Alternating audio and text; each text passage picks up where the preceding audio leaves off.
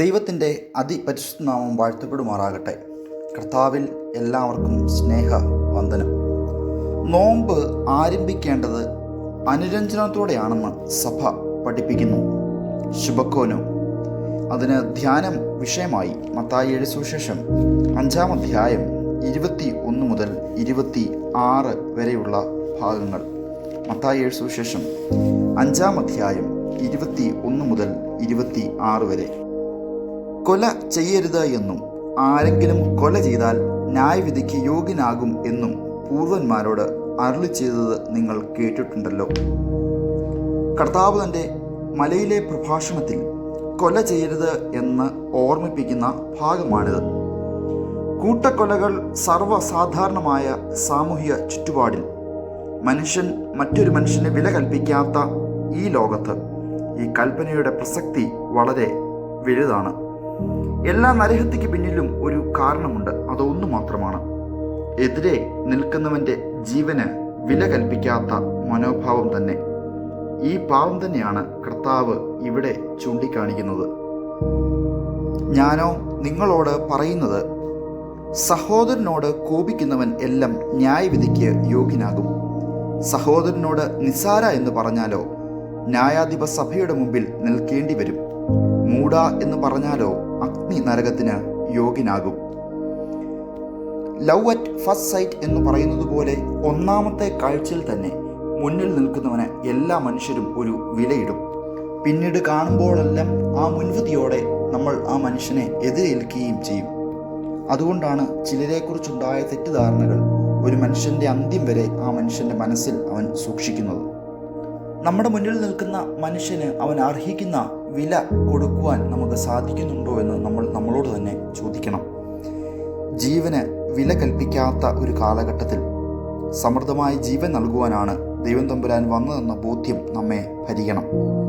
120-ാം സങ്കീർത്തനക്കാരൻ നാവിനെ വഞ്ചനയുള്ള നാവേ എന്നാണ് വിളിക്കുന്നത്. നാവ് പലപ്പോഴും മറ്റുള്ളവരെ കൊല്ലുന്ന വാളാണ്. മറ്റുള്ളവനെ വാക്കുകൊണ്ട് താറടിക്കുകയും ഇല്ലാതെയാക്കുകയും ചെയ്യുന്നത് ഒരു കൽപ്പന ലംഘനം തന്നെയാണെന്ന് കർത്താവ് ഈ ഭാഗത്ത് നമ്മെ ഓർമ്മിപ്പിക്കുന്നു. സ്ത്രീയെ വഞ്ചിച്ച പാമ്പ് മുതൽ കർത്താവിനെ പരീക്ഷിച്ച പിശാച് വരെയും തുടരുന്ന വാക്കിലെ വഞ്ചന ഇന്നും തുടരുന്നു എന്നതാണ് സത്യം. എത്ര പേരെ നാം വാക്കുകൊണ്ട് ഇല്ലാതെയാക്കിയിട്ടുണ്ട്. എത്ര പേരെ നമ്മുടെ ഇല്ലാത്ത കഥകൾ കൊണ്ട് നമ്മൾ വീഴ്ത്തി കളഞ്ഞിട്ടുണ്ട്. നമ്മുടെ ഊഹാപോഹങ്ങൾ കൊണ്ട് എത്ര പേരെ നാം നശിപ്പിച്ചു കളഞ്ഞിട്ടുണ്ട്. ആംഗൽ ക്രൈസ്തയുടെ സകല വഞ്ചനയിൽ നിന്നും ഞങ്ങളെ വിടുവിക്കണമേ എന്നുള്ള പ്രാർത്ഥന നമുക്കും ഉരുവിട്ട് പഠിക്കാം. ആംഗൽ ക്രൂയ്സ എന്നാൽ ഏഷണിക്കാരൻ എന്നാണ് അർത്ഥം. വാക്കുകൾ കൊണ്ട് അറിഞ്ഞോ അറിയാതെയോ ആരെയും കൊല്ലാതിരിക്കാൻ നമുക്ക് ശ്രമിക്കാം. ഈ നോമ്പിൻ്റെ നാളുകൾ നമ്മെ അതിന് അധികമായി സഹായിക്കട്ടെ.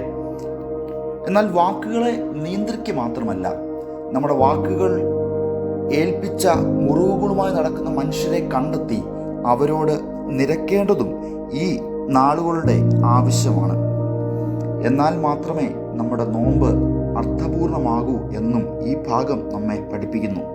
നമ്മുടെ ആരാധനകൾ അർത്ഥപൂർണമാകുന്നത് അവ നിരപ്പിൻ്റെ അനുഭവത്തിൽ നിലനിൽക്കുമ്പോഴാണ്.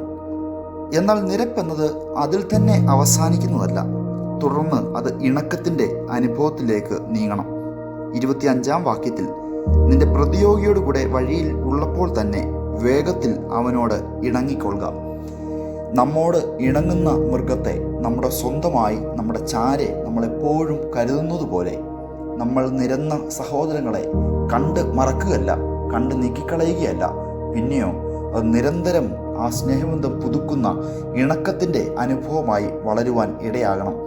ഈ നോമ്പിന് നാളുകൾ നമ്മുടെ വാക്കുകളെ നിയന്ത്രിക്കുന്നതും നമ്മുടെ വാക്കുകൾ കൊണ്ട് മുറിവേൽപ്പിച്ചവരെ കണ്ടെത്തി അവരോട് നിരക്കുന്നതിനും അവരോട് ഇണങ്ങുന്നതിനും ഉള്ള ജീവിതത്തിൻ്റെ ഒരു അനുഭവമായി തീരുവാൻ ദൈവം തമ്പുരാൻ നമ്മളെല്ലാം സഹായിക്കട്ടെ. അതിന് ദൈവത്തിൻ്റെ ആത്മാവ് നമ്മളെല്ലാം ശക്തീകരിക്കട്ടെ.